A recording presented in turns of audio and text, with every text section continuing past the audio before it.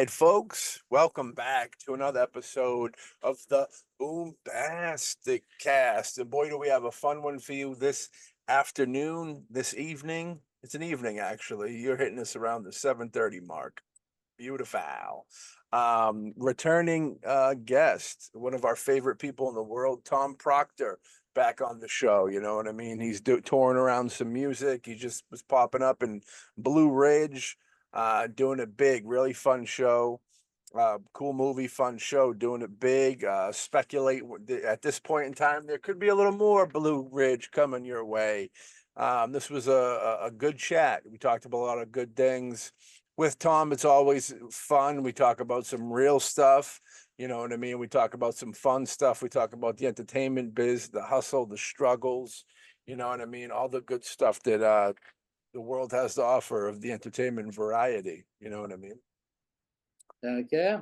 And maybe even a little Mathew Fisher, Tom Proctor project coming up in the future, which I like to hear. It's always a beautiful thing. Hey, it's always good to hear. The possibilities are endless. Yeah, I mean, it was great talking to Tom again. I mean, this is third time we've had him twice on this show. Once we had on one of our Christmas specials. It's always great talking to Tom because Tom says it how it is, and he's very open, very honest about everything that he does, and and of course, and like I said before, I you can't help but love him every time on screen. He knows how to command the performance. He knows to bring you how to bring your attention to him, and as a person, he's a great guy. He's willing to help out anyone who needs help, and he's very down to earth. And it was also great, delving in the one thing that I have to admit that I was happy we talked about was the whole faith-based films that are really becoming more popular, Yeah. because I was always curious about that kind of zeitgeist because, I mean, as Matt and I can say, I mean, there were always faith-based films around, but they were never quite, I mean, unless, someone brought it up while you were at church or something, you really didn't know any of them. And they weren't always relatable unless you were like a diehard, Christian or whatever. Like the more of the stuff you're getting nowadays is more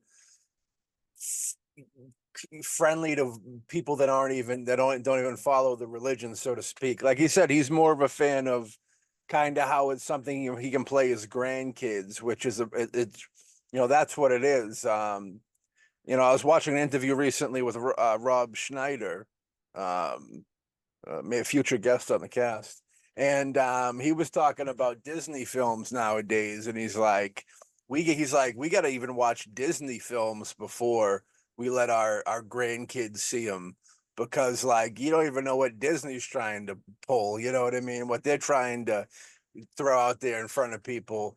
And it's kind of that's the wild world that we're in, where it's just kind of like, even, we grew up in Disney. Well, if it said Disney on it, let it babysit your kid for sure. No problem. You know what I mean? Like, no issue. But nowadays it's a little different, I guess, with their teachings and their entertainment values, if you will, their family values, whatever it may be. But yeah, I mean, it's kind of a crazy deal, but the whole world's kind of went into a wild place, you know what I mean, where things are offensive that might not used to have been, and there's all different types of rules and regulations that go with everything, so to speak. But yeah, this was a great episode with Tom. We hope you all enjoy it, you know what I mean, the way we did conducting it. Do you want to say anything before we pop in? Nothing, just that it was great to have Tom back on the show. And and just kind of touch base. I mean, it's been about 3 years since the last time we talked to him on the show, and see what he's doing, what is going into everything that his plans, and how and look at the the way the world has changed. I mean, you've got COVID, you got the actor strike, so a lot of things have changed, and the landscape of the entertainment industry is right now in kind of a very murky area. Don't know where that's going to go. Yeah, we got into that, which was cool. You know what I mean? A lot of cool stuff. Always like I said, always a pleasure having Tom on the show. From our first batch of guests, I believe he was number three, our third guest that we got to talk to. Right before him was Happy. You know, kudos to Happy. I heard Happy. I read recently that Happy just got over. He thought he had like a cancer issue, but all the tests came back good. So, and you know, I it's a beautiful thing because Happy's a great dude, and we're not super close, but we still talk from time to time on the book and stuff like that. And I was very happy to hear that he was in the clear on that because my God, as we'll get into in this episode, it's like the struggles and the sacrifices to get ahead in this business, and it's unfortunate when anybody gets sick, but like for you to actually break through and be able to live the dream, and Happy's still a young dude, and be hit with something like that. I mean, it's horrifying. It probably, you know, I don't know, I can't speak on it, but I'd assume to be a little bit not horrifying for everybody, but maybe a little more discouraging. You know what I mean? But who am I to say? Who am I to say? And then, of course, the first episode ever, the great Gary K. Wolf. He'll be back on in the future or the past, depending on when you hear this. You know what I mean? But we love all our guests. So sending some big old love to Happy, and Gary too. Gary's the man, and all the guests. So, with that being said, I think it's time to kick in with Tom. What do you think? I'm down. I say let's bring Tom on in. Ladies and gentlemen, returning again to the BoomBastiCAST, the American badass, Tom Proctor. Welcome to the BoomBastiCAST. Welcome back to the BoomBastiCAST. Hey Tom, it's great to have you back. It's been a while. Yes, it has. Been a little bit. Hey, good to have you, man. Good to see you. I can't even remember what it was I was working on or what we promoted the last time that we talked. There was a new song out. I know that. Yeah. Yeah. Also, you were working on your show Guilt at the time. Yep. Yep. Guilt is finished. It's making its ways around the festival circuit and it's doing okay there. And now we got that wonderful nightmare they call distribution. Yeah. Actually, I was wondering about how does one distribute shorts? I mean, as far as I know, that they were only good for festivals. Can you actually distribute them and get them out there? You can distribute shorts. There's a couple of different resources for that. Guilt is not a short. Oh, okay. Yeah, it's a feature film. And the thing that, you know, we get creative in things and we think it's about a subject that happens a lot, and it's a very dark film that involves alcoholism, mental health, and suicide, and it was based on a lot of truisms and stuff like that. And so I thought, oh boy, this will be just a really good thing. Plus, we made it during COVID. Yeah. And you figured, well, you know, they're going to need content from somewhere. Yeah. And dark films are a very limited market, especially if they're based in any kind of reality at all. I think with what's going on in the country today, they don't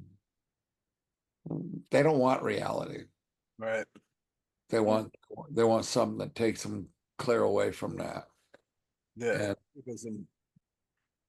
Escapism from reality. That's what they're looking for, superhero flicks and stuff like that, as opposed to like Yeah, well, sadly, it's kind of like one of those things that's happening in their backyard type deal, so to speak. You know what I mean? Maybe Yeah, that's what they're afraid of. Yeah. the good news is with that happening, a lot of the Christian and family-based films that I've been doing are just blowing off the hook. Um, uh, a lot because they're Westerns. I just got a bunch of texts again today from people saying, "Oh my gosh, I was watching Firehaven with Bailey Chase and A. Martinez, and bam, there you are." And it looks like it's set up for a number two. And of course, you can't verify that, but yeah, it is set up for number two, um, a sequel. Very, very, very good Western movie. There's another movie, Birthright Outlaw, that is a Christian-based Western where I thought they sent me the wrong script, the wrong role. And I really wanted to work with these guys and because they make good movies. But when I got the script and the role, I called my manager, just panicked. I says, crap, they cast me in the wrong role. They sent me the wrong role. And she goes, it's probably just a mix up with, casting. We'll just call them and switch roles. I said, that ain't going to happen because Jeff Fahey is the bad guy. And he's a bigger name than I am. It's not going to happen. I'm going to wind up not being in this film. I said, the sheriff is a good guy, a main good guy. I said, I just read the whole thing and, hell, he's on 93 pages of a 106-page script and he's a good guy. And she said, well, let me call and see what's happening. No, that they said no mistake. And so it was really cool. Awesome things happened during that shoot. And then also, a lot of times if dialogues don't sound realistic to me or make sense, I will offer to, can we change this to this? And I was marrying this couple because the sheriff and this couple is getting married. And I said to the director, I says, hey, this dialogue don't make any sense to me at all. I said, you mind if I change that a little bit? The director says, well, it's a passage out of the Bible, so no, you may not change it. I said, well, wait a minute, that thing's been written enough times. I ought to be able to take a shot at it. True. Tell them it's out of Enoch. Yeah. And then the other one, I did a little movie, Blue Ridge. Very cool. Yeah. It's super cool. And then now it's become a series. And oh my gosh, that thing is blowing off the hook. And so what that's done is caused other films to come back full cycle. Like all of a sudden, people are telling me, "Oh, I just watched Legends of 5 Mile Cave," and well, that was the movie I did with these producers. That was the first movie I did with them, and now today on one of the interviews, Gary Wheeler asked me, he says, "How many movies have you done with us now?"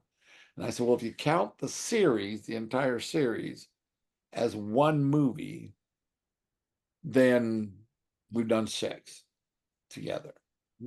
And they all been phenomenal movies. And Blue Ridge, of course, has one of my original songs in it. And you perform it. Yeah. And me performing it. Have you seen it, Blue Ridge? Oh, yeah. Oh, yeah. I love the performance too. You know what I mean? Thank you. Yeah, they told me they needed a song to be bluegrass. I said, well, this ain't bluegrass. And they said, well, the guys that are going to back you up are the Foxfire Band, and they're a local band here. Matter of fact, I still jam with them because I moved here. And they've been playing together bluegrass for 30 years. I mean, they've played everywhere. The Grand Ole Opry, they played their just top notch. All I did was look over at them. Well, this one, and this one, because I don't know what chords I'm playing. Yeah. Well, being a musician that can do it in your song, when you guys record, is it like a live performance, or do you guys take like the acting approach to it? The smoke and mirrors, kind of like they play the song and you just kind of Milli Vanilli a little bit, if you will, you know what I mean? That one there, I can tell you, we literally did it live Cool. right there. And we did the same song live in episode 4. Only it was with a more outlaw country rather than thing. But they do it live. They go right through the board and mix it live. Mm. So which I liked. Yeah. I really liked. You know, on a day like that, you allowed to get a couple songs out, or is it, you know, for the festivities of getting the crowd going and stuff, or is it just like you hit that song and we move on? Yeah, I'm gonna give you two different answers there. Okay. In the series, no, wait, I'm gonna start with the movie. In the movie, it was a big deal. That was the introduction to a character. So we'd play through the song, and then they'd make camera moves. Mm-hmm. While they're making camera moves, I got a whole audience there. I got, 50 people, and I'm a little bit of a narcissist, so I'd turn around to the guys and say, this one, and this one, and we'd play another song.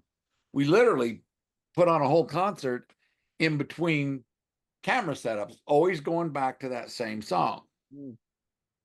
In the movie, in the series, it would have been a one take, except for that day my manager was in town and my wife was there, and I told Gary, I said, I want them in the background, and they said, yeah, okay. So we're playing along doing Country Man. The place fogged up, and in the series, Jeremiah owns a bar, and so place is all fogged up. All of a sudden, the fog machine dissipated down a little bit, and I look down and see my wife, and this woman looks at me with her heart in her eyes and melts my heart. And I don't know what I'd done. I got off and I was just sitting there singing to her. And the director goes, cut. He says, Tom Proctor, Jeremiah Wade is not in love with the woman on the front row. Oh shit, my bad. Yeah. But had it not been for that incident, we would have had a one take deal, everybody always says to me, does Concha get involved in movies? I said, no. He says, well, you got to get her in a movie. You got to get her in a movie. I said, no, she does no desire to be in front of the camera at all, number one. And number two, if she got in front of the camera or she got in a scene with me and I had to pretend I didn't love her, wouldn't happen. Mm-hmm. There's some acting you can do. There's some acting you can't do. See, that's when you have to turn to the director says, okay, I say we rewrite the character. He's in love with the woman in the front row. Okay? There you go. She's going to be, the love interest, show a little depth of my character, show a little vulnerability. What we're talking about. Yeah, we could have done that. Only thing is the only way I talked her into being there is I told her, look, they won't even see you or notice you. You'll be covered in the fog and all that stuff. I got she really just has no desire to do anything but show up for lunch.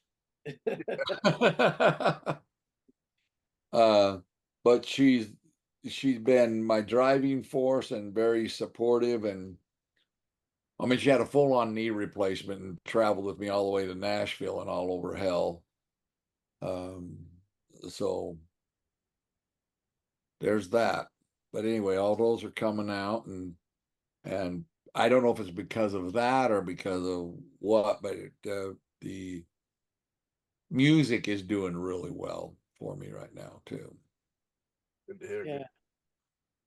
I on one of your last things on Facebook, you're talking about doing your music, and that things are really picking up. You're starting to get bigger gigs and more stuff. And how's that going? I mean, I know that when we were talking, you were busting your butt, doing all these gigs with your band. Yeah, Now it sounds like things are really clicking, I think really there doing was well. a new music video last time we talked too, I think. Yeah. I believe so. Yeah, we put that music video together last time we talked for In Hollywood that hit #1 on the charts. That video's gone up, and oh my gosh, it's caused some problems because the whole thing of it, uh, little girl down in Hollywood, you sure are looking good. Tell me, have you ever seen the Walk of Fame? Mm. Do you really want to be a star? Because if you do, get in my car and I'll make sure everybody knows your name. Well, during the video, we showed the stars down the Walk of Fame, and CG Tom Proctor star in one of them. Yeah. You'd be amazed at how many people I'll go to shows. He's got a star on the Walk of Fame. He's got a star on the Walk. Yeah.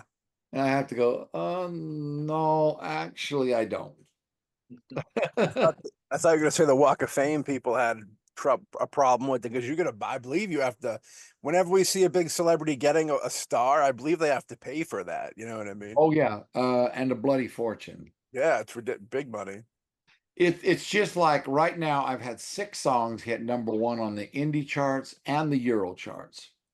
But to get one of them on the Billboard charts, I would have to, it's a pay to play type situation where I would have to put out at least $100,000 just to get one on the charts, Billboard.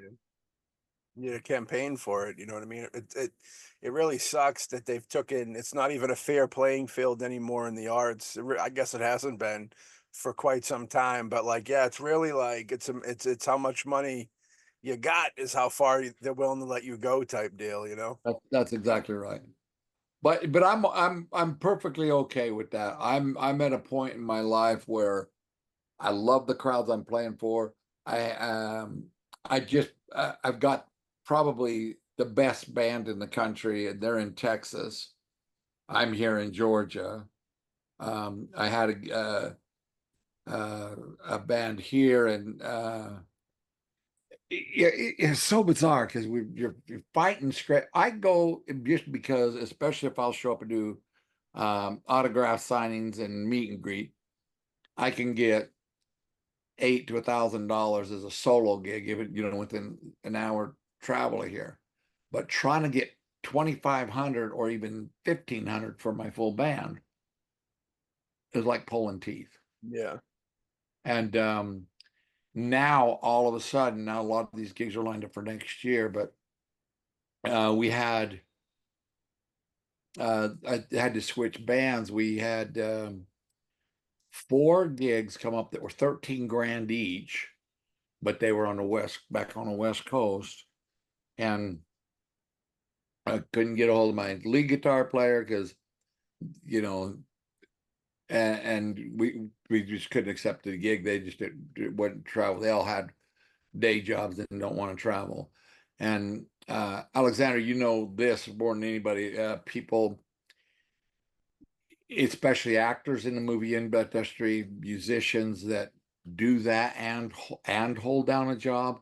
I don't know how they do it. Yeah. I don't know how I do it either. Probably why I'm not as far along as I would like.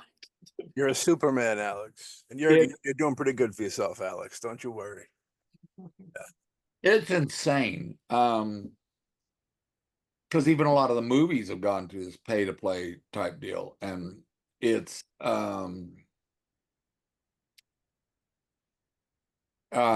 one guy pointed, he told me, I said, that's just a bullshit. And he said, well, think about it.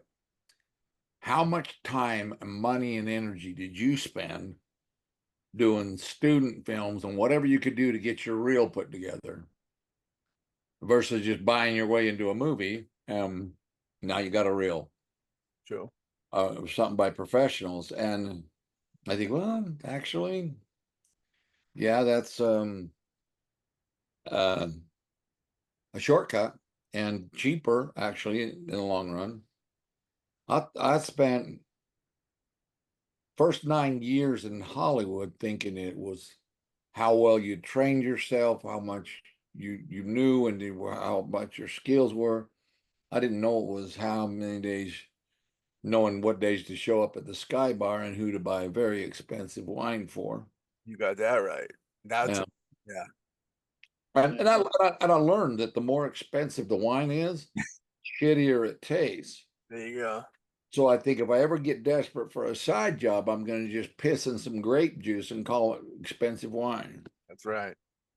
I like that. I like that. I think we honestly should start our own wine thing. It'd be half piss, half wine, and sell it for like $500,000 per bottle. I think Tom, you are on a perfect way of making some real money. Absolutely. Throw a worm in the bottom of it. Hey, Tequila. I've got an expensive Mexican wine. Nobody done that yet. I like that. I like that. So you're down in Georgia. That's where Blue Ridge is filmed, right? The first one was filmed right here in Clayton, Georgia, where I'm at. I'm in Dillard, Georgia. The series was filmed in Charlotte, North Carolina. We had a game plan. You know how those work? The game plan was, instead of setting in our nice, peaceful house in southern Utah, where everything was already set up and the furniture was fine, I had my own band room and everything like this. Instead of staying there where they gladly fly my wife and I first class out to Atlanta, first class to Wilmington, all these places, we decided, why should we fly out there, fly out there, fly out there? When we like that town, we'll just go live out there. We'll buy a house. Everybody said, well, don't want to try to buy a house in Clayton. They're real expensive. To that, we said, welcome to anywhere America. right. Right now, I mean, the reality is anywhere. Yeah. You know, show me a place where houses are not expensive, and I promise you, the Lost Boys, Captain Hook, and all those guys live there too. Yeah. But so we came out here and found out it wasn't just a matter of the prices; it's a matter of there's none to buy. Yeah. So we got this bright idea, and we were traveling around in a Class A motorhome, which we just loved. You know, showed up, play everywhere. It worked for traveling with the music. It worked for everything. But we also had the home. And now we bought a lot and bought a new RV and set on it. And when I say a lot, I mean there's rocks to park the RV on. You can park your car if you park it under the nose of the RV, the fifth wheel. And you can mow the lawn with a weed eater in 10 minutes. But they take care of the lawn and all that. But it's got a nice pool and an indoor heated pool and a little gym and all that stuff. So we thought, yeah, this won't be bad. We'll just buy that and stay there for a while. And it's but if you've seen that, this has that's a big fifth wheel, brand new 2024 fifth wheel. But yeah, right here where I'm at, there's my computer, all my stuff for doing editing. I go down, put up a curtain to do auditions, and my poor wife, she goes, why is this all junk? How could you didn't junk this up at our house? I says, yes, I did. That's what was in that other bedroom. We just minus the other bedroom. Yeah. Yeah. You know, so we're realizing, yeah, this is not going to work in longevity wise. Yeah. And ever since being here, they're flying me to the damn West Coast to do movies. Been to Utah, California, Oregon, everywhere but here.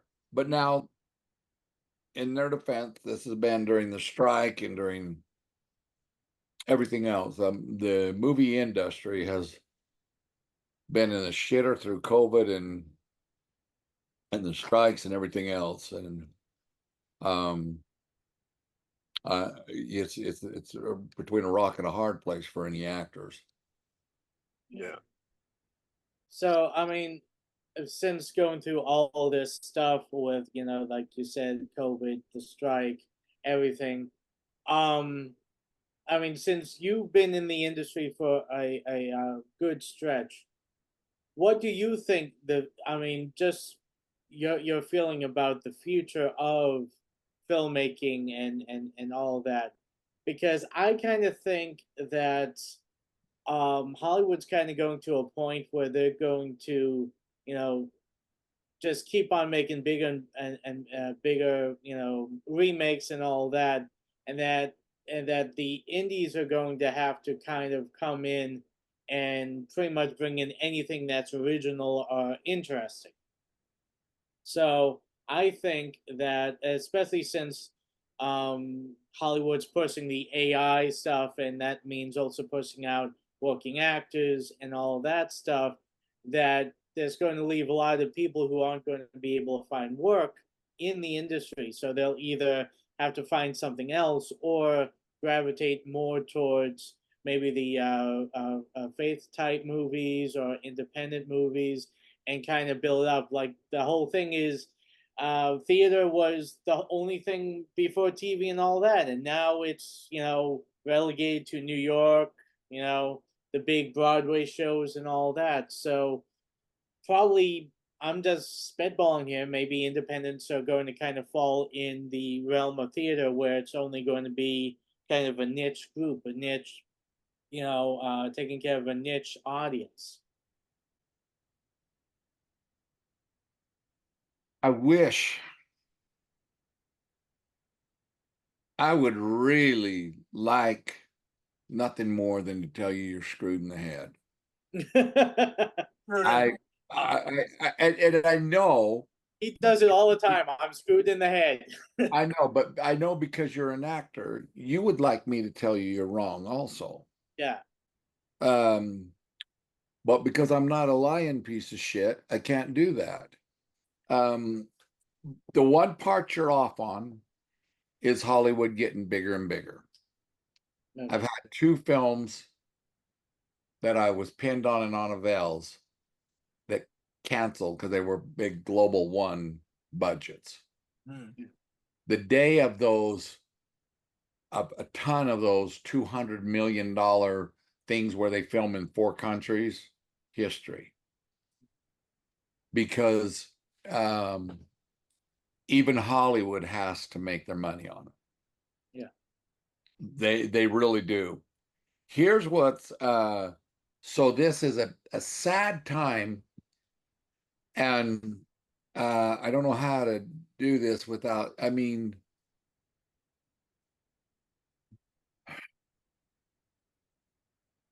you look at the cast on Blue Ridge.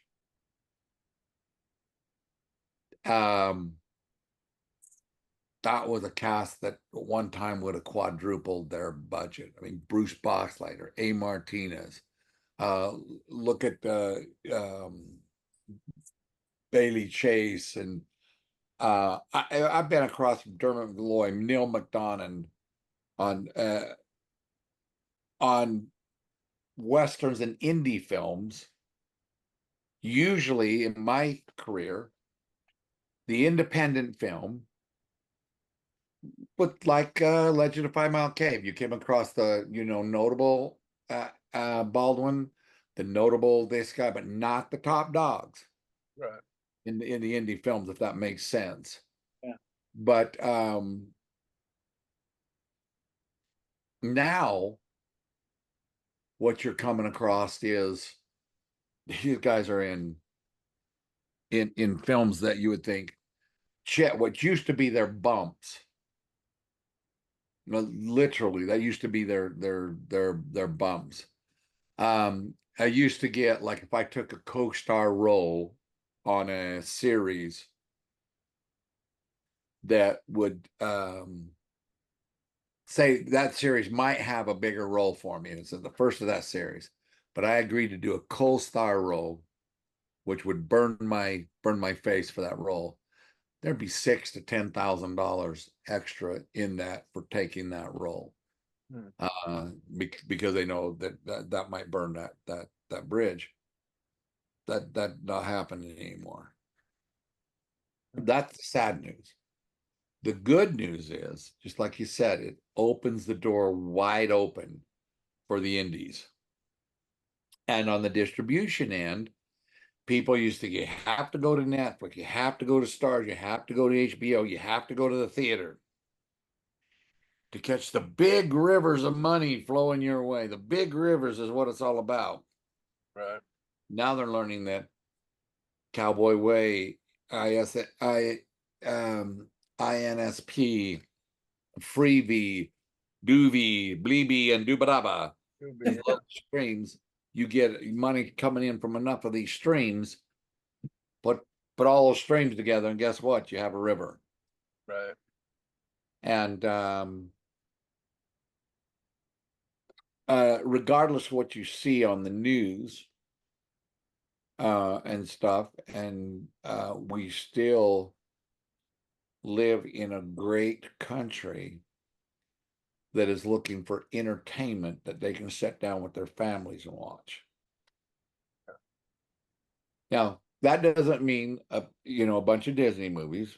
That doesn't mean everything has to be a Hallmark. Blue Ridge is, honest to God, it's like in my opinion, it's a version of Yellowstone that your kids can watch. That's definitely a good description of it. Yeah.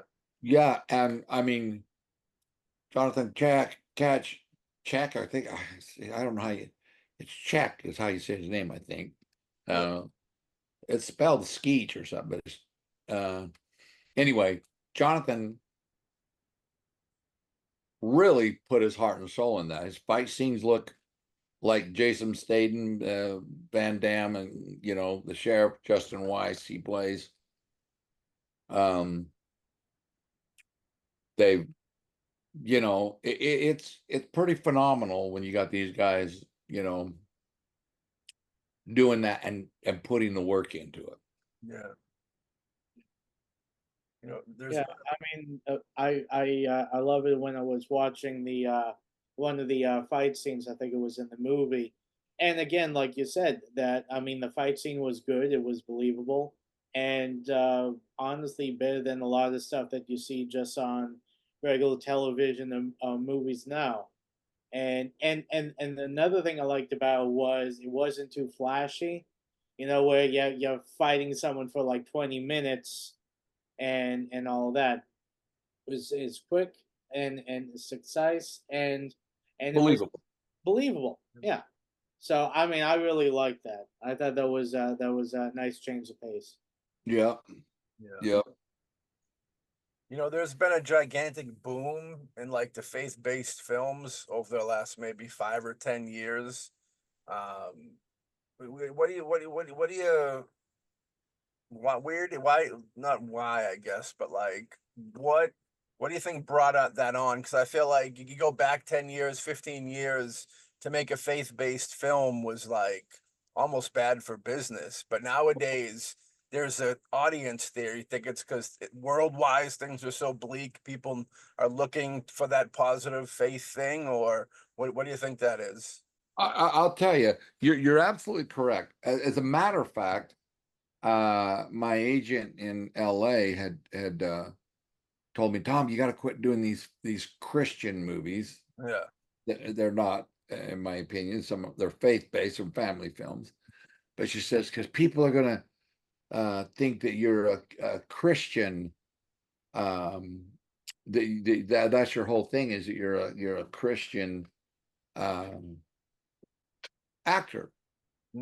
And where that comes in is there's Christian actors. Well, one I know of that did a bunch of films for the Mormon Church, and he got known so much as that Jesus that nobody would hire him to play anything else. Yeah. And how many times are you going to be Jesus? True. And I can't remember even the actor's name, but it's gone from that to now I'm looking at producing them myself. I've got a script that I'm trying to raise funding for, and we're working with my manager and stuff like that. Because the bottom line is I could call my kids and have my grandkids watch them and everything like this. Now, I wasn't a fan of, say, Christian based movies, Christian movies, because in the early days, they beat the Bible shit to death, Yeah. shoved it down your throat. And that they don't work that way now. They just give you samples of people that have changed their life and become better people for it. Yeah. And that is the kind of movies that I want to make. So there's that. Then also in I don't know how to say this without sounding like Satan himself, but you know, in times of desperation and nowhere else to turn, you know, I've been in situations that I don't want to go, not going to go into, but Fair enough. one thing that I know for a fact, you take the toughest, meanest sumbitch in the world, and when he's dying, he wants two things: God and his mama. Yeah. And we're at a stage where we can't trust the news, we can't trust our government, we can't. There's nothing we can have any faith in. There's nothing we can do, and so it's that point where we look for something, some redemption, something redeemable in the movies and in each other. And the thing that I like, I just got off the phone with the Odessa Fest, or the girl that played the mayor in Blue Ridge. And there's another person that's on Facebook making political posts, which are also lean towards racist posts, very offensive. And she says, "Can you talk to him? Because he's just a really nice guy, but he's another actor, but he's gonna ruin his career because nobody is going to hire him." And this is the type of people that are making these movies, and they're the type of people that realize you can vote for who you want to vote for. Alexander can vote for who he wants to vote for. But what are we voting on? What are we basing the information on? What are we freaking arguing with? Yeah. None of us have the facts. Nobody has the truth. We have what we hear from the news and from all these sources and everything like this, telling us what to think. But one thing we all do have, all of us have it, whether we believe it or not, whether we want to or not, we all have God looking over us. And if I could just love you and respect you for who you are, what you are, we're golden. Yeah. I love my wife for how she is. She burns the bacon. And I say, I like it like that. And so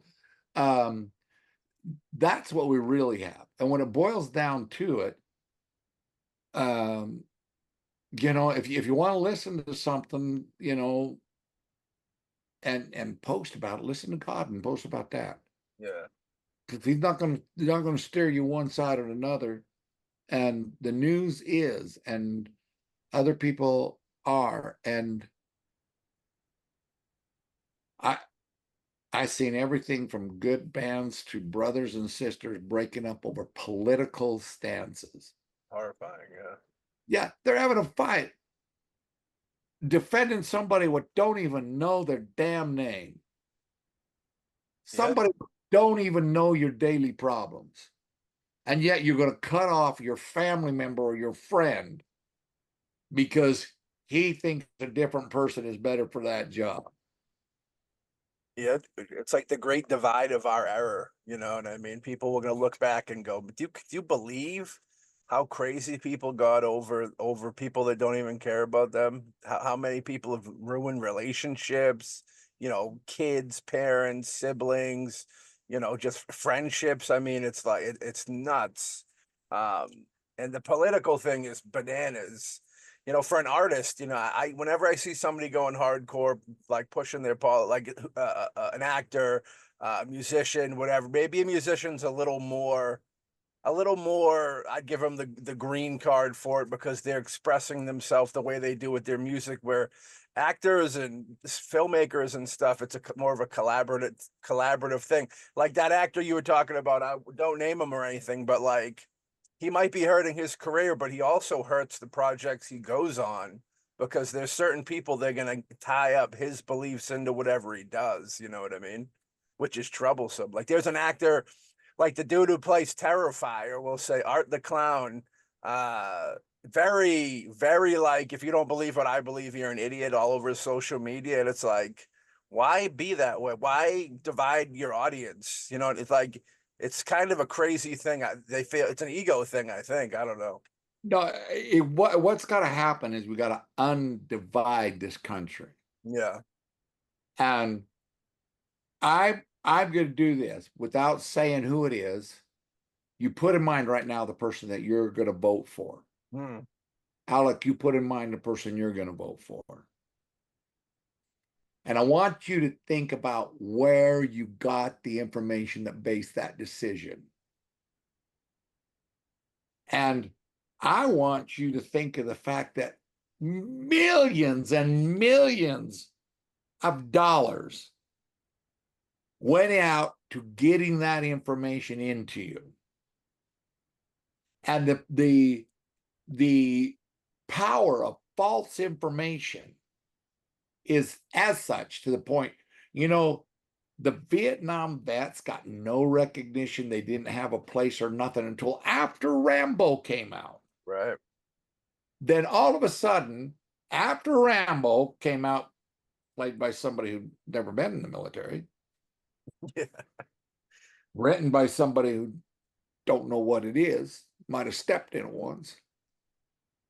After Rambo came out, all of a sudden, the Vietnam vets had their own set of seating for designated for the Vietnam vets at the 4th of July parade and these different parades.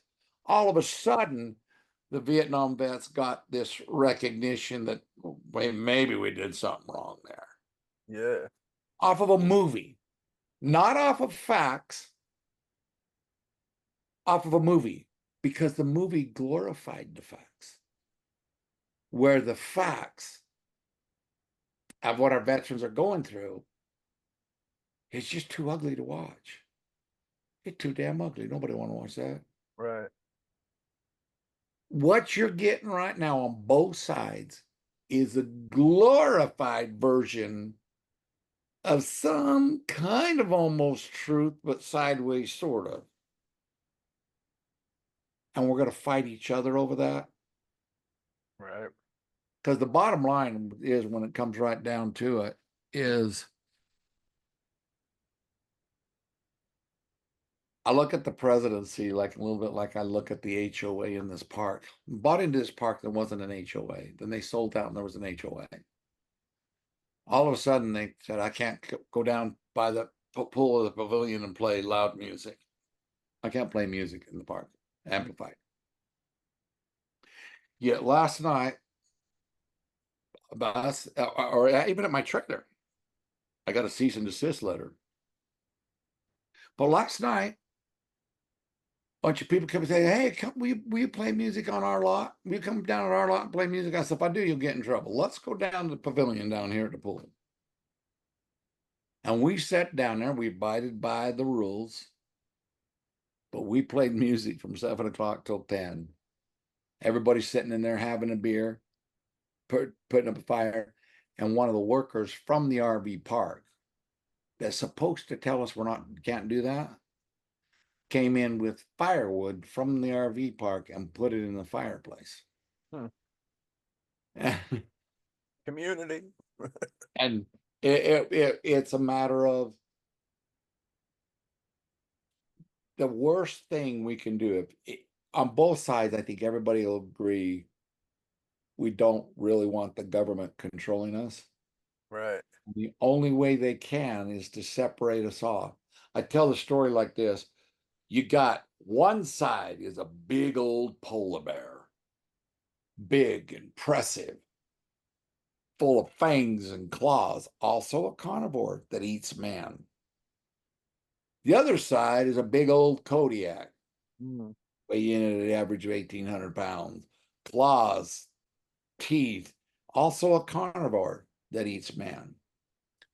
Both of those creatures, when they go after a herd, whether it's elk or cattle, I've run cattle up on the Uintas, and when they go after those cattle, the first thing they do is separate them. Even if they have to just bolt down right through the minute so they scatter like a bunch of cue balls. So why do we want to let government scatter us like a bunch of cue balls? Don't get it. Yeah. And see, here's me doing what I say I don't do, is talking politics. But I'm not really talking. It is talking politics, but what I'm Talking about, you're not taking a side. You're talking about the situation of politics. I'm talking about America, which belongs to we the people. Yeah. I'm talking about me and you and Alex and anybody that's listening. You're the people that are upset with you because of how you believe. They're not really upset you because of how you believe. They're upset with how unstable and how unbelievable their information is. Yeah. And that there's no reliable information. I'm going to tell you how bad it is. So I'm sitting there. There's one, I like this stair stepper at the gym, the slow step, because I got a bad ankle and can't do the treadmills and everything. So I do that slow stair stepper that just kicks your ass. Oh, sorry, didn't mean to cuss. But I got a TV here playing Fox News and a TV here playing NBC. Yeah. Covering the same story. And it's like one's talking about chickens, the other one's talking about frogs. Yeah. Now, even though you can fry them both up, they're not the same. Right. Even though some people say frog tastes like chicken, it don't. Everything tastes like chicken. At least that's what I've been told. Everything tastes like chicken. Yeah, I got told rattlesnake tastes like chicken. No, it don't. Frogs taste like chicken. No, it don't. Chickens taste like chicken. Yeah. I had alligator once. It actually tasted more like fish than chicken, at least in my humble opinion. There I mean, you it was fried gator, so I don't know, and there was only once, but go. it tasted more like fish to me. Well, So. talking about the propaganda machines that is the media. I mean, once they became in the run for ratings like a regular sitcom, that's kind of went downhill. You know what I mean? That's right. That's exactly right. You know, it's scary though. It's like, and it's all you got the political thing. You have, like people talk about racism. Like I personally, it used to be a thing. I don't think it is a thing anymore. I think your regular American person is kind of beyond that, and there's always a divide because if you're hating your neighbor, you're not really looking at the true enemy, you know what I mean? So like now they have the politics. Now it's we got this side and that side. Choose your side for the war type deal, you know what I mean? Well, I would tell you, in my opinion, the racism is alive and well. Yeah. And the key to it is recognizing it and wanting to make change. Um, uh, I'll give you just one example. So the unedited version, the long version, the first version of 12 Years a Slave, where I did horrifyingly bad things to a slave person. I was in the theater watching that with the woman that was my wife at the time, now ex-wife. we were watching that movie, and as we looked around, realized we were the only white people in that movie. And when the movie ended and people were looking over me and I could tell they recognized me, I told my wife, I said, stay real close behind me and to my left. And she said, why? What's the problem? I said, think I'm going to have to leave a mess on the way out of here. I said that. Mm. The lights came on, people stood up, and they said to me, oh my gosh, playing that role had to be so hard for you. How did you do that? Were you just so dedicated to getting the story out? It just had to be hard for you. But prejudice is prejudice. I Yeah. had prejudged at that point that I was going to have to fight my way out of there. Mm. I had made that decision. I had put that, oh shit, we're live, aren't we? I mean, we're recording this. Yeah. I mean, this is another actor that I knew in the movie that did this terrible thing. Yeah. Yeah. But I, you know, that's it's not something that we have to live with, but there's things that we're born with and we're brought up with that we can say, okay, well, this time, you know what? It's time for that to change. Yeah. You know, it's time for this to change. And you just make those changes. You know, whether it's music, whether it's in your what you're doing, you know. Hell, I had to learn bar chords. Didn't want to. But growth is what it's about. It is growth for sure. And once you recognize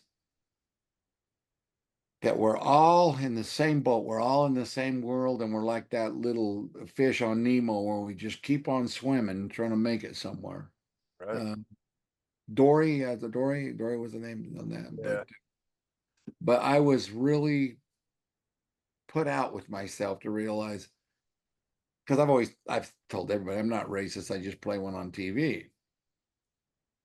But then when you do something like that, you kind of got to own it. True.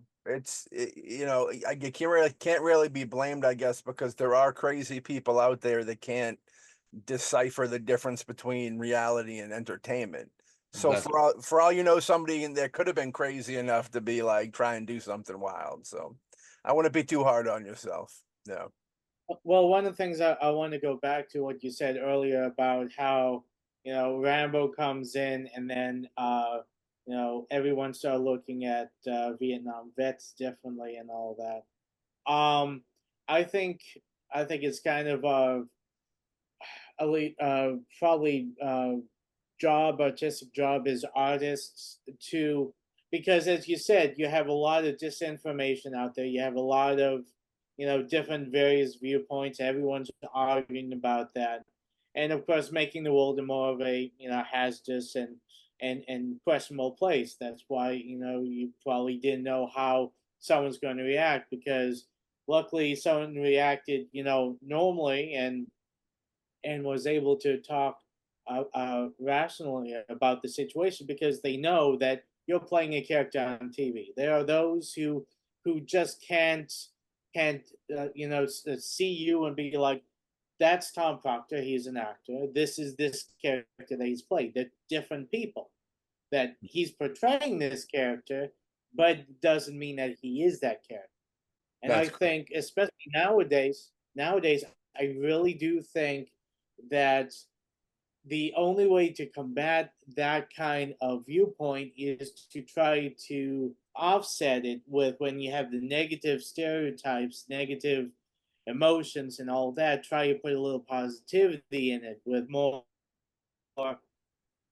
positive films, positive meanings in films, and try to show that.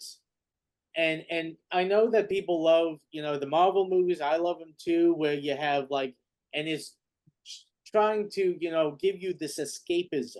But what I think is more important at this point is to have something that is grounded in reality, that shows the possibility of transcending the id personality, the bad stuff that we normally want to do because of insecurity or whatever, and put more positive, grounded stories out there, and instead of just saying, the popcorn films of the day where someone's coming down to save us, that we ourselves have to work together to save each other.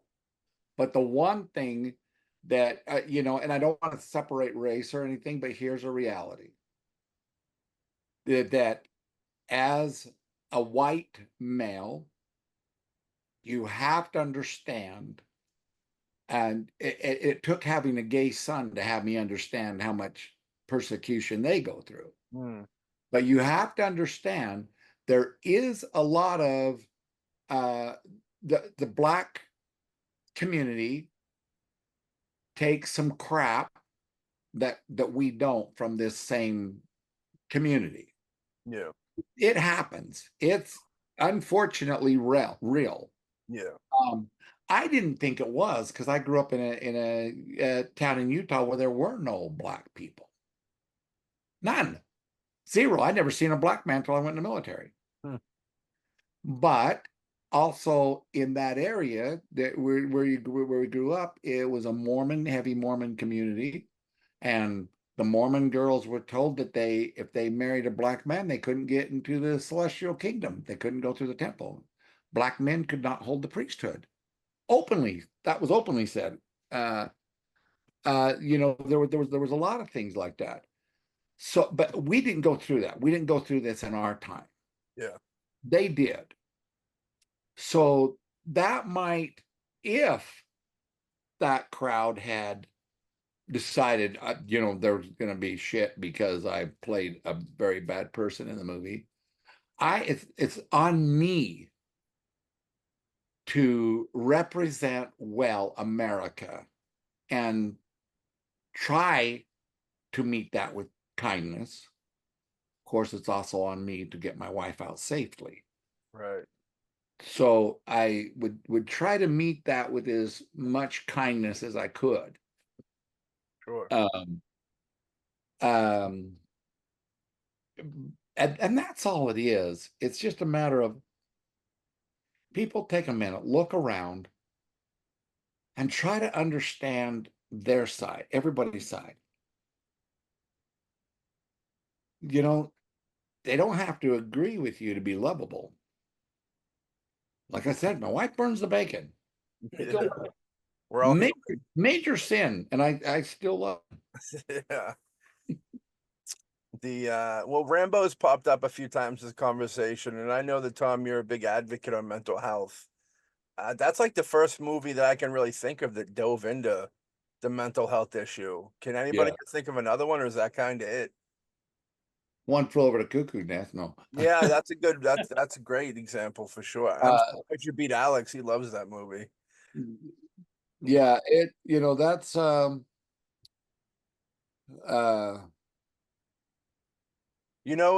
the original ending of the original Rambo, Rambo kills himself at the end.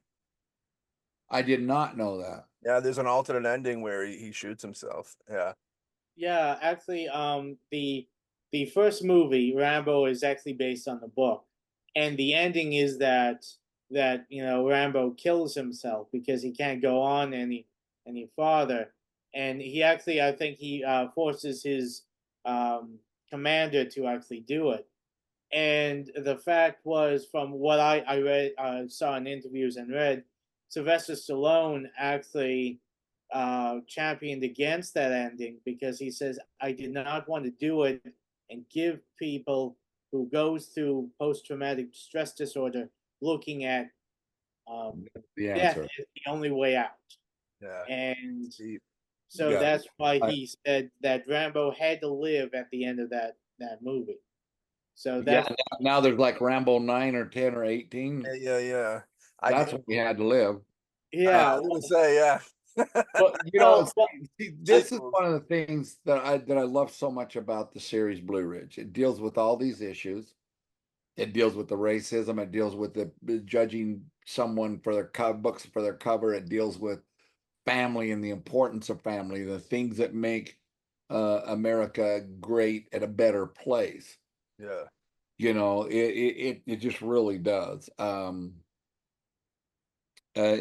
It's one of the projects that I'm most proud of having been part of.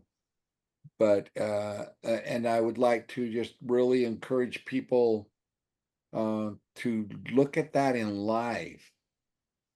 You know, just simply try to understand. I used to, when I lived in Culver City, there was a homeless guy that would come out every once in a while and he'd just scream at people and just come at them aggressively and everything like this.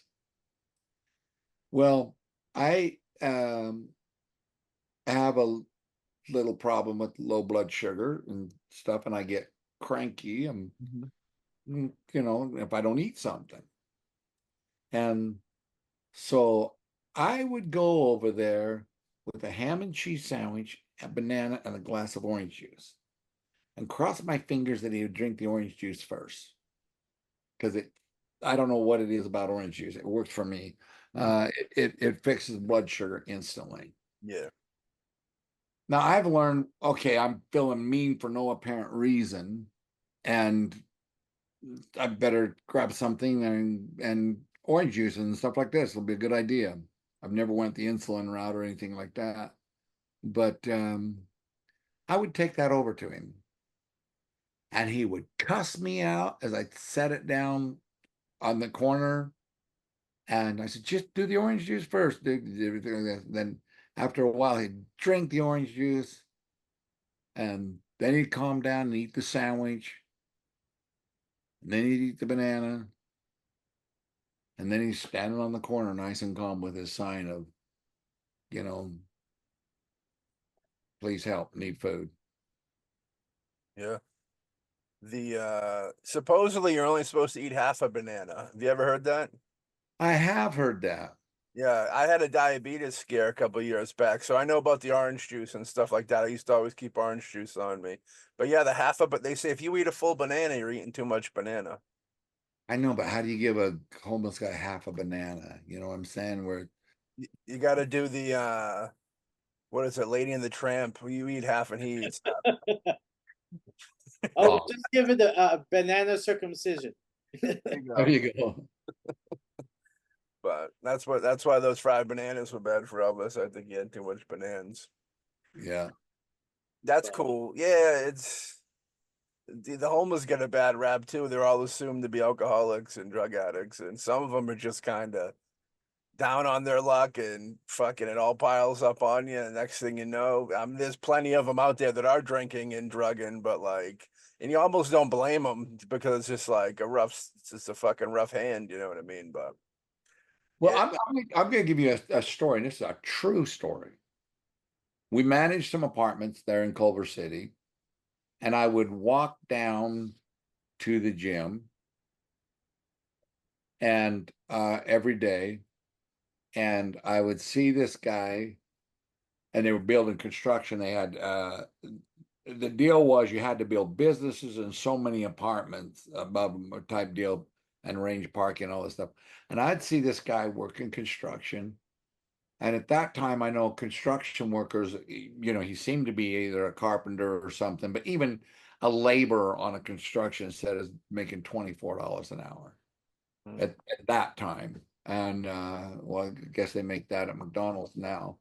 They sure charge me enough for the hamburger. But anyway, he was making good money, had his bike and his backpack. And then every Saturday, I'd see that guy come down to the gym while I walked around the corner to LA Fitness. And he'd come in there, had his full backpack in. He'd go in, do a workout, go on, shower, and disappear. And I thought, boy, he takes that backpack with him everywhere he goes. And then one time I come past the home, there was a homeless camp developed underneath the viaduct there. I come by the homeless camp and I look over and I see this guy on his bike unloading into a tent. I thought, holy hell, he's homeless. And so I had to approach him at the gym. I says, hey, look, none of my business, and you can tell me to screw off if you want. I'm not trying to make trouble for you, but I saw you at the homeless camp. And he looks around like, is anybody looking? He says, so what? I says, I'm not judging. I'm trying real hard to understand because I also see you every day working construction. He goes, yeah, so what? I'm good, man. I thought I'm just sorry. I said I just don't understand. You just like, are you there helping them? You like, I said, my curiosity, it's killing me. Hmm. He says, I can't afford an apartment around here. And I said, well, that's funny because I manage apartments right over here, and I think you can. Just come in and see me. Well, I don't my credit won't run anyway. And I was in pretty good going. I said, just come see me. He come over there. We took his credit app, and in there you're in you they will only the rent on your apartment has to be 1/3 of your income. So he didn't qualify income wise, which is amazing for the money he made. But you're talking studio apartment, there's $1,800 to $2,100. Hmm. Right there where he's working, and there's tons of work going to be there. He's going to be there for some time. But his credit rating wasn't as bad as he thought it was. His only downfall in his credit rating was that he never had credit. He didn't have bankruptcies. He didn't have anything like this. So I went to the owners and I vouched for him and says, can we do this and make an exception on this? He said, well, it takes half of his income to pay his rent. I said, it's taken over half of my income to make a house payment most of my life. Right. And the problem is what? And so they let him in. They got him in there, and 4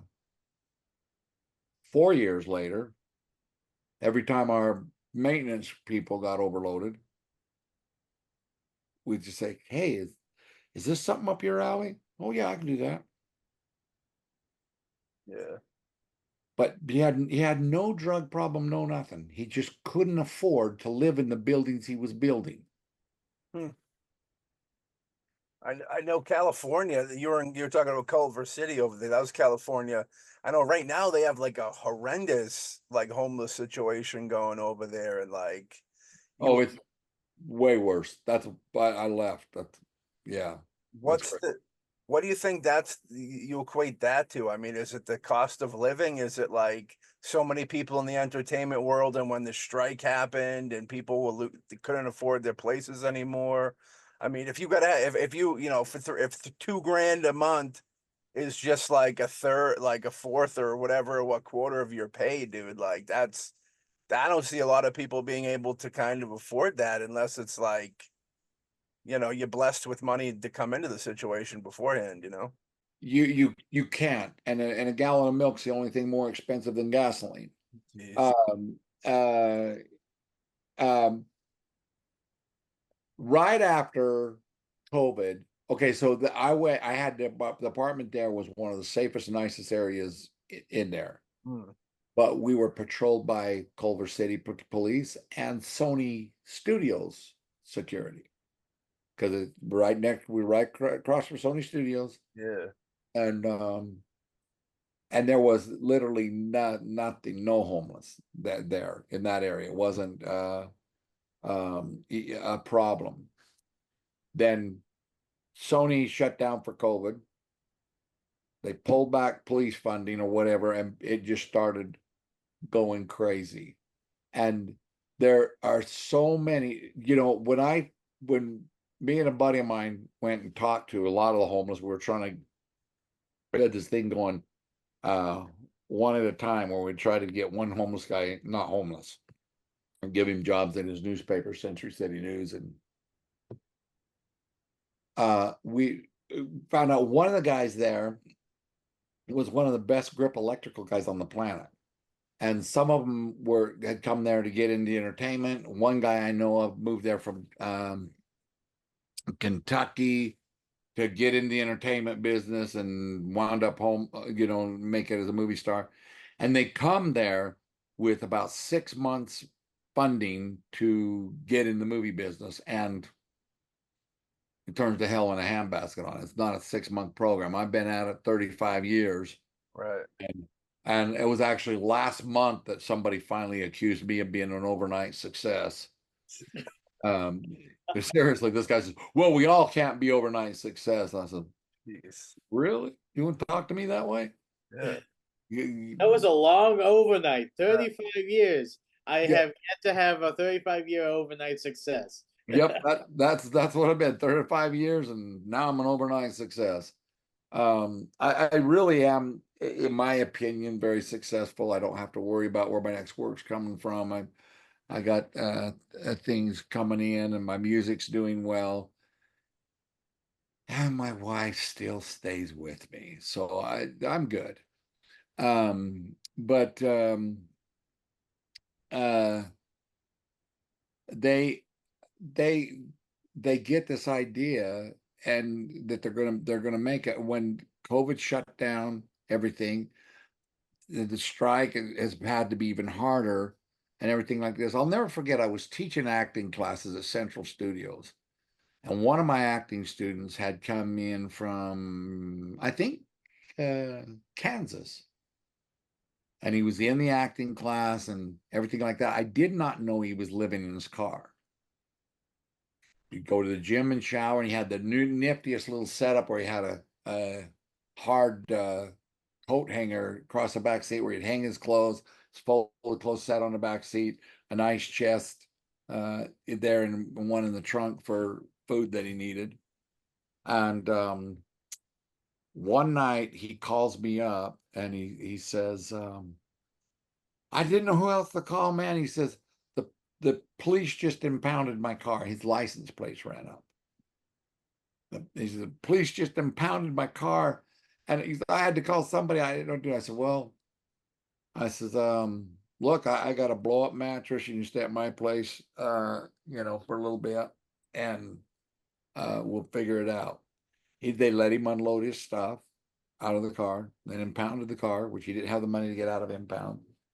I picked him up and I took him back to my studio apartment in Culver City. And he goes, oh, thank you so much for letting me stay here. And he goes, so you're going back to your house? No, this is my bed. There's the blow up bed. And he goes, so where do you live? And I said, here. I live here. He goes, no. And just started freaking out. I said, why is that a problem? You right by the studios, it's easy access to auditions. No. You cannot live here. Okay, why? He goes, because and he just started crying. He said, I'm trying to be you, and it can't end like this. I didn't know it was over. Yeah. And he goes, no, he says, I thought, I said, what'd you think? He said, I thought you had like a house in Mulholland or Beverly Hills or somewhere. I said, no, longevity is the name of the game. Yeah. Live as cheap as you can so you can get from gig. But you have a Harley. Yes, because gas is cheap on a Harley. And I can get through LA traffic to the audition on a Harley. Try to get through LA traffic if you can't white line. Can't lane split. Try that. Try to get to an audition on time in Los Angeles. He was freaked out. Helped him get his car out. He was done. Packed and ran home. Another actor in the building next to me found out I lived in that building. Now, and we're not talking rat infested cockroach hotels. Right. We're talking right on Mental, nice apartments. And he was just dumbfounded that was it. That was all there was. And 2 days after finding that out, I hear a gunshot, and his apartment had parking on the roof. He shot himself in the car. Wow. Because if that's the best Tom Proctor could do, what chance do I have? I think one of the biggest misconceptions a lot of people have, and I found this myself. I mean, and as you know, I work a 9 to 5 job and all that. And of course, when new kids start working there and they find out what I do, they're like, "Oh my God, that's so awesome. Why are you working here?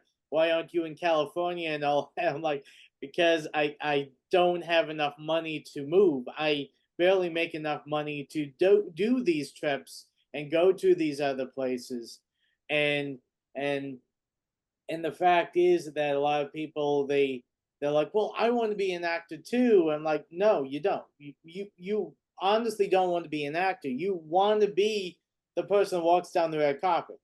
You want to be the one who gets the money. You want to be the one that gets the accolades, but you do not want to be an actor. You Sacrifice. you want to get the cake without paying for the cake. Yeah. Okay. One of the biggest blessings that I have in my life was raising my kids with me being an actor and being gone, and then seeing the trouble we're in half the time. I remember literally emptying the change out of an ashtray to be able to buy enough things for supper and using $1.30 of it to send off a headshot and resume. Feeding 6 kids. And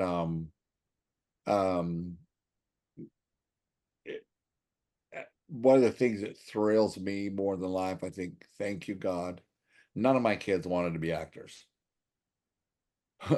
My son Jake is the best sound design guy and in the business. He did the sound design and the music scores for Guilt, and he's doing big Warner Brother projects and other projects I can't even discuss, but he's one of the best in the business that way.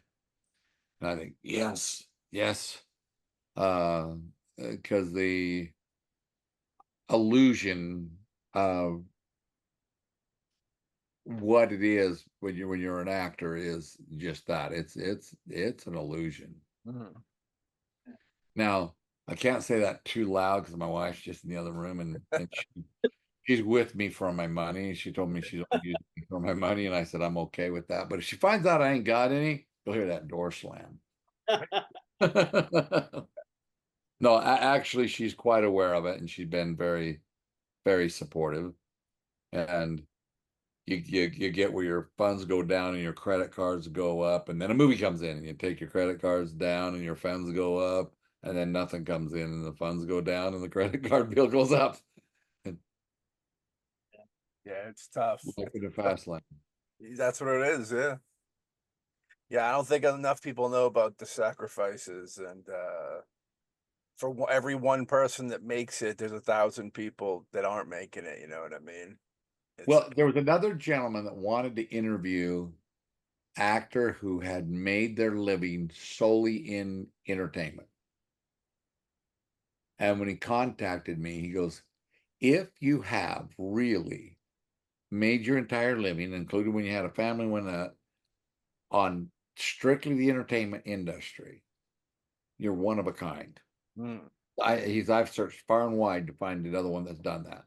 Unless you were born, somebody's son, exactly. Born into the industry, but anybody that scrapped their way up the top. I've got another guy that's coming into the business, but his wife makes really good money. He can do it. Another, most actors have a spouse that supports their horrible habit. Yeah. My spouse supports me emotionally and everything like that. You know, she's pretty incredible that way. She just had a surgery where she's had this cancer spot removed, a big old gash down her eye, and they've sewed it up. It's going to look good. It's going to heal quickly. But she's, you know, like most women with a scar down their face, look like it's got a hatchet. Now, if it was me, give me that scar, I'll just get more work. I'm good. But you know, the people here in the park wanted me to come over and play music, and I come back and say, "Hey," because this is how stupid I am. This is how little I think. I said, "Hey, they want us to go over there and play music. Come over with me and everything like this." And she just looked at me, and I was so insensitive to the fact that she didn't want to be seen right now. But because I want to be seen, I walked in, was very insensitive to her and what she needed. And she just let me know, no, I'm not going to go.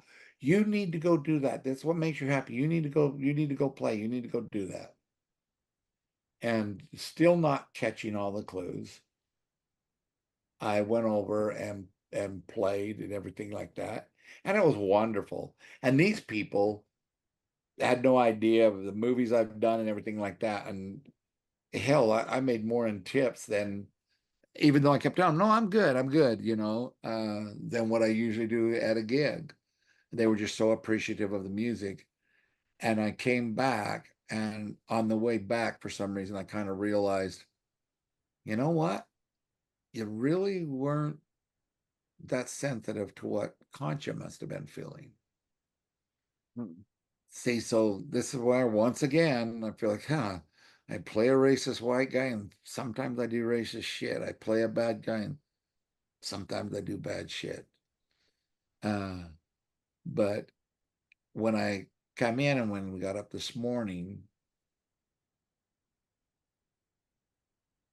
instead of saying, "You dirty bastard, you were not very sensitive to me," she just was, you know, I'm sorry I couldn't go over there with you and all this stuff. And it was like, wow. I'm sorry I was an insensitive ass. And very forgiving person. Yeah. I mean, the thing is, it's great when you're able to find someone who understands your passion and is there to support you, and also the fact that you realize what you did and how that made her feel. Because I know that I know so many people that they would have done the exact same thing you did and would never in a million years even if they did realize what they did was insensitive, they'd never admit it. They'd never, bring it up. But yeah, I mean, it's the thing is, no one's perfect. Everyone makes mistakes. But what makes a real person, in my opinion, is when you realize you make the mistake, you own up to it. I Yeah. mean, the problem is not making the mistake. The problem is not owning up to when you make a mistake. Well, she's been very, very supportive of my career, my music, everything like that. I wish she could have been born rich instead of so smoking hot. But you can't have everything. Hey, one out of the two ain't bad. One I'm out just of saying. two ain't bad. I'm just saying, one out of the two ain't bad. There you go. I know you got some shows coming up. Are you planning on shooting any? I'd love to see some Tom Proctor live. Like you can do like you can almost do like throw something up on the website, the video of it, or even a DVD Blu-ray, or a live album, you know what I mean? Um, we did a show in Texas, and that was kind of the game plan. Uh, but I went there and did the show with another band that was there, and the band didn't know the songs like they were supposed to. Yeah. And so now I've got a band that will be my go-to thing.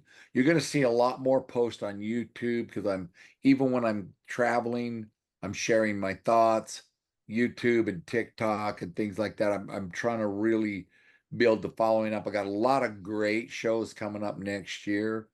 Uh, uh, opening for some great band. We had a fun show with Hank William IV. And we've got another show coming up with him, and it'll be pretty awesome. So yes, there'll be some the Tom Proctor live uh, shows. Just Any of those shows coming up more New England, like around Boston, Rhode Island, any going up there, near us? yeah, any of them that you get me the contact for the venue, Yeah. and we All right, Matt, we have to start breaking down doors. there you go. Yeah, Yeah, it's really hard to just go on and research venues because you get out on the internet. You would think you could just do that and just send them my EPK, and it don't work. It's you got to kind of know them places and everything like that, and it's got to be like we found really good venues across some up in Ohio and different places, but they want to pay full band $500. Yeah. You can't travel there for that. Right. And so we're looking at it. Hopefully we'll get up there. The best thing to do is watch at Tom Proctor Band on all media, and we'll see what that happens.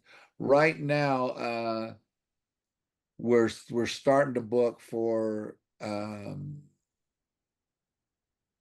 second week of November on, and I'm between a rock and a hard place because I have to book mostly weekends because in case I have to fly back out for a movie and everything like that. But movies usually don't film on Saturdays.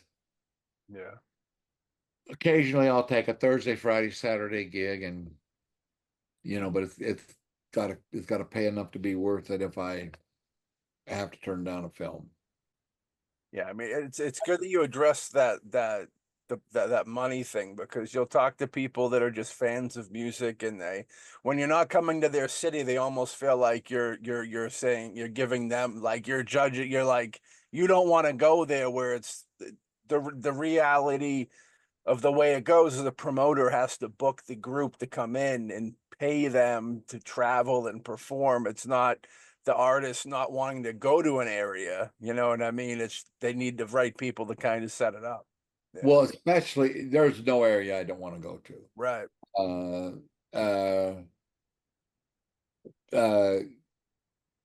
One thing that has worked, I had a guy email me, and he says, "Hey, what would it take?" Because this is one of my favorite bars. It's just a little dive bar, but what would it take to get you to come play there? Well, he sent me the link to the bar, and he went into the bar and said, "Hey, you got to get this guy. I want this guy here." Well, so even though it was not the best paying gig, it was also turned out it was only 3 hours from here. And there's a built-in group that wants that. So if people say, "I wish Tom Proctor Band would come here," it's real easy. Tom Proctor Band at Gmail, send me that link and say, "Hey, why don't you see if you can get Tom Proctor Band here?" Yeah. I've got gigs in Ohio that's how they got booked. Somebody saying, "Can you come here?" And I'll go anywhere there's a stage. I'm a narcissist. Yeah. I wanted to say that for those who might or might not know, you and I worked together not too long ago. Oh, Yeah, you tried to kill me. I believe it. He tries to kill me Hey, all the time. I try to kill Matt on a regular basis, and he still doesn't hold it against me. I hope you don't too. But yeah, we shared a scene together on a movie, Cursed Waters, and I gotta say, it was fun to actually finally meet you in the flesh. And yes, he is a mountain of a man, taller than I am, but yet I put up a gallant fight. You did put up a gallant fight. But That was a fun scene to do with you. definitely, and like I said, I'm just really happy that things seem to be going with you. I mean, I love Blue Ridge. You are going into a second season on that, I do believe, right? I refuse to answer under the basis that the producers will kill me if I release that information before they do. Yeah, that's Okay, true. okay. So scratch that. That I didn't ask that. I'm just happy that things seem to be clicking with you. That you're getting more gigs, music and acting wise, and definitely. I can't wait to see what you have more in store. I mean, whatever comes down. I mean, you're always the best part of every film that you're in. That's right. Oh, thank you so much. You know, here's what's funny is my fans and that do the one thing that people that are, I tell people I don't have any fans. I have friends all over the country.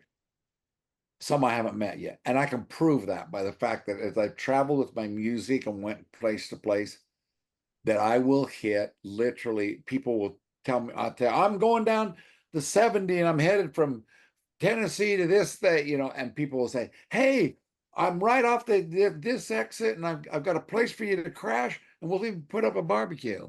And they actually do it. It's not talk. Yeah. It's not talk. It's not bullshit. They actually do it. And um, and these are the same fans that'll go, the thing that helps an actor more than anything, a lot of people don't know this, is for fans to go on IMDb and rate their movies. The problem is fans that you actually respond to and fans that you're friends with on Facebook go on there and they'll give it a 10. Well, IMDb automatically removes a 10 because they think that it's biased, that it must be your mom. Hmm. Even if somebody thinks the movie's a 10, when you think a movie's a 10, if you give it a 10, it'll be removed. Because they don't think any movie's a 10, if it's not really a biased opinion. But when people do that, it, number one, helps that series continue. Number two, it helps the actors in that series. So you both will be doing that. Yeah. And 9. Yeah. and what's that? 9. Yeah, do 9s, 8s, and 9s. You know, but you'll see on there a lot of haters, and then when you track down their things, they're basically Hollywood type production companies that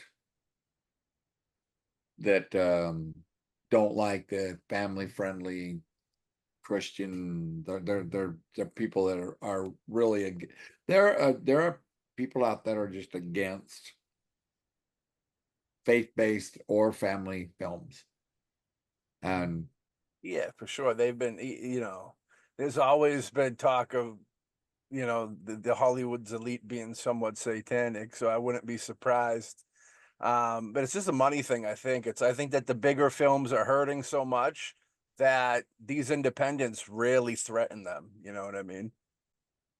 well, and they on the independent films, they say terrible things to each other, things you're not allowed to say in Hollywood.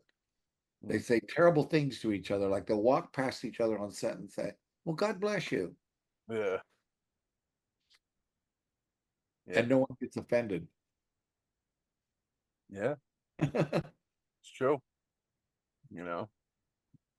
And and I get what it's diversity and of different religions and things like that. I get it. you know, I bumped into this. I, I did something with this guy, and then we got done. You know, I said, "Well, God bless you," and he goes, "No, I'm a Muslim." And I said, "I didn't say which God. Well, you do have a God, right? Well, then may your God bless you. Yeah. I don't care who your God is, you know. If it's Satan, hope he blesses you." There you have it. Yeah, it's tricky. It's definitely a tricky thing. It's a who would have thought that it got to that point where just saying certain things would be offensive, you know what I Yeah. mean? It's crazy. Yeah. Yeah, but yeah, you know, the faith-based films and the production companies that do them, it's you know, there's money, they got the money. It's really, you know, because they acquire it for, you know, churches and such like that. You know, there's real money in that, in those fields. So they're able to kind of, and everybody wants to make movies because there's making movies is so cool, dude. You know what I mean? It's like, it's one of them things. I grew up in the church, and I remember in youth group way back in my teenage years, we seen these. You know, when I typically hear religious movie, you know, I think of like the 90s when you had like Bible Man. I don't know if anybody remembered those movies with like the dude from Charles in Charge. Uh, but there was a really great, I think it was a quadrilogy. Donald Thompson made them. It was A Thief in the Night, The Prodigal Son. There was two other ones, and they were like very exploitation like. They were rough to watch, but they were like these weird horror movies based on the end times, which whenever I'm talking about stuff, you want to talk about horror, like read Revelations in the Bible. That's like horror movie stuff, you know what I Oh, mean? yeah. And that's what those movies are about. Like A Thief in the Night's about the mark of the beast, and it's like follows this girl who doesn't take it, and then like the government's like coming to kill everybody that doesn't take the mark of the beast. And at the end of the movie, there's like this big guillotine, and she has to like die for God. Yeah, it's. I remember being like horrified in church. It was my favorite church moment of all time, practically, when it's watching this religious horror movie. And it's funny because I still go to church from time to time, and they always say, "Why don't you make a Christian movie? Why don't you make a Christian movie?" And I have a movie for just about everything. And if they found the funds, I'd love to reboot that because I think it was super effective and like horrifying, like truly scary stuff. You know? Yeah, it's wild. Wow. Alex won't let me make it though. He's my producing partner. Hey, I have no problem with it. Like the question goes down, if someone has the funds and is willing to help us, because I mean right now that's our biggest Achilles heel is getting the funds to make the films that we do make, and also hold down, you know, a 40-hour week job at the same time. Those Left Behind movies were probably like the first jump off of like Yeah. the space movies really kind of coming to his own. The Kirk Cameron dude, I think, produced those. And those were like a big deal at the time. And then there was like a movie called Fireproof that was a big religious movie. And those were kind of, I feel like, the originals and where we're at today with it. You know what I mean? Well, I'll send you. I can send you the one page and stuff for Angel Song and see what you think about it. It's Yeah. that's going to be probably the next movie that I produce, and they've talked to me about producing it, directing it, like I did Guilt, and I will never do that again. Yeah. Never do that again. Why? What didn't you like about it? Well, okay. First off, I bought the Black Magic cameras, and I was having to teach everybody how to shoot film. I was running a film class. I was the director, the main star. Guilt has the privilege of being the one movie that was not fun to work on for me. Hmm. It was just too much, no sleep. Yeah, Uh, for sure. We've been there a few times, right, Matt? We have been there quite a few times. Yeah.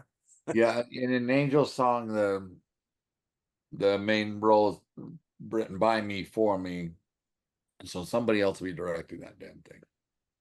Hey, Matt, what you doing?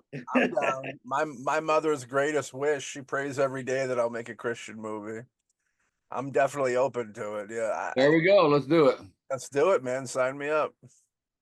All right. Well, I'll send you the one sheet and the thing on it. It should be. I think we've looked at, and I've got a budget breakdown for it. You know, it comes out to like $1.2 million, and it so it should be an easy roll. Hell yeah. Word up. Word up. I dig. We'll put you in there, Alex. You'll get a cameo. Don't worry. That's all he cares about. Hey, no. That's.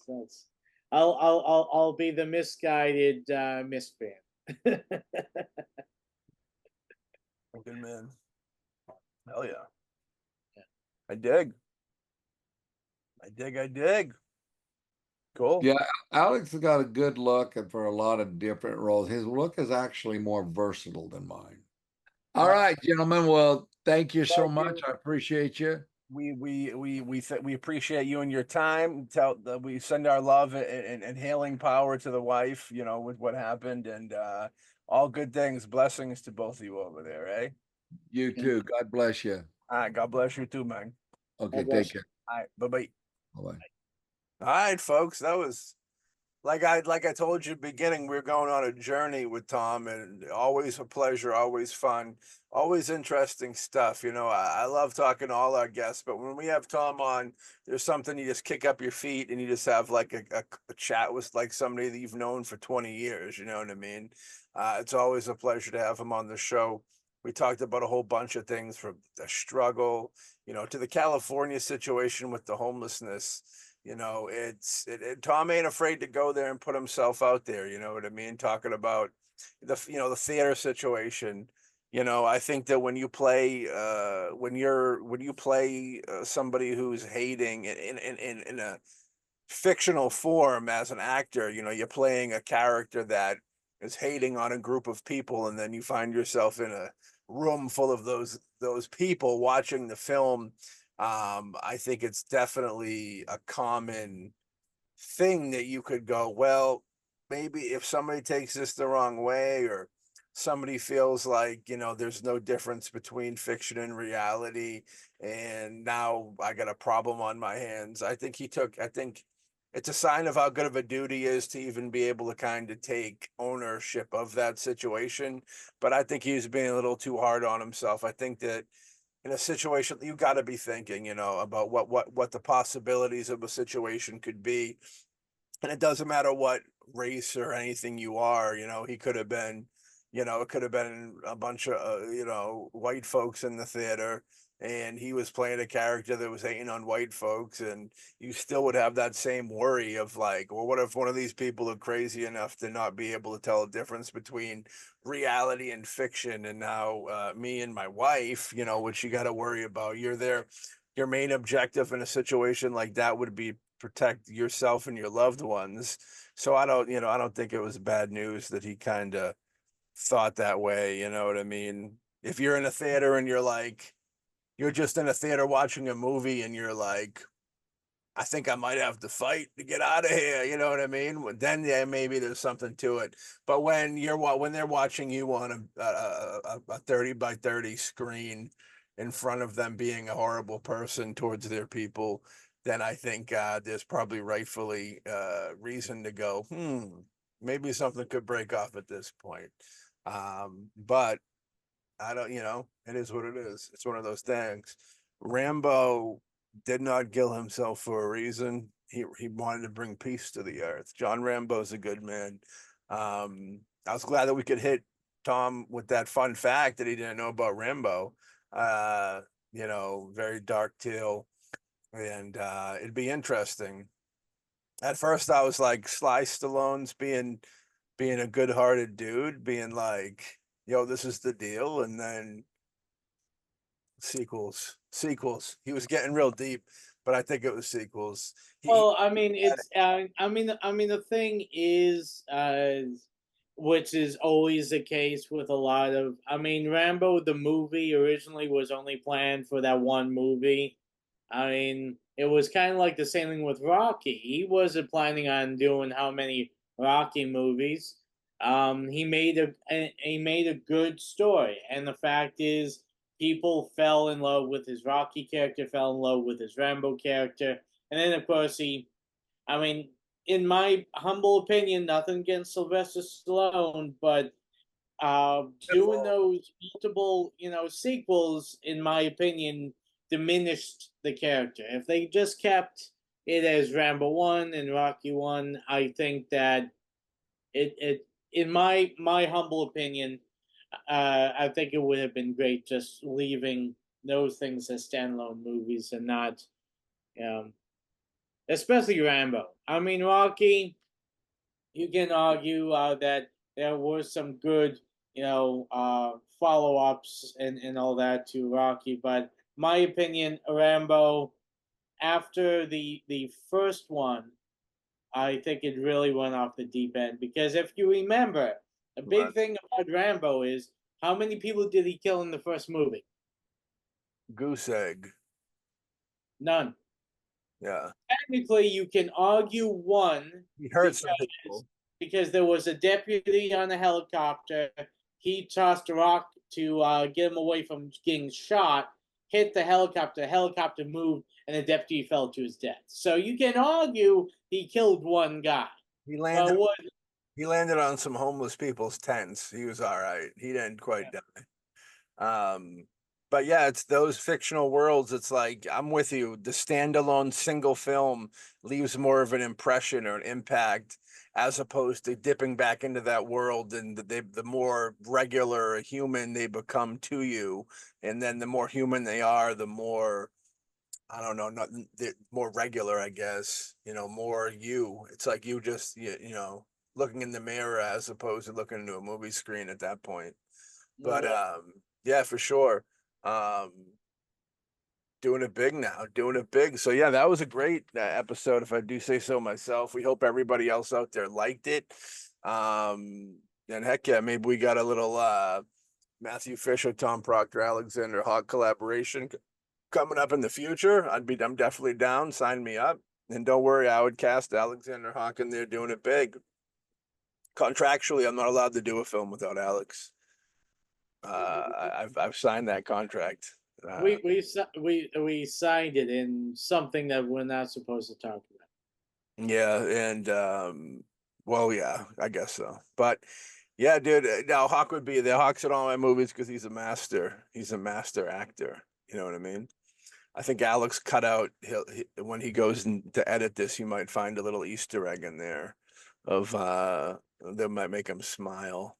So, ladies and gentlemen, you'll all be listening for the first time when Alex probably listens the first time. I get very emotional with these things. Of maybe there's some good words in there for Alex, but there's always good words in there for Tom Proctor. And this is we'll have him on again and again and again. It'll be a beautiful thing. And Okay. you want to say anything before we wrap up?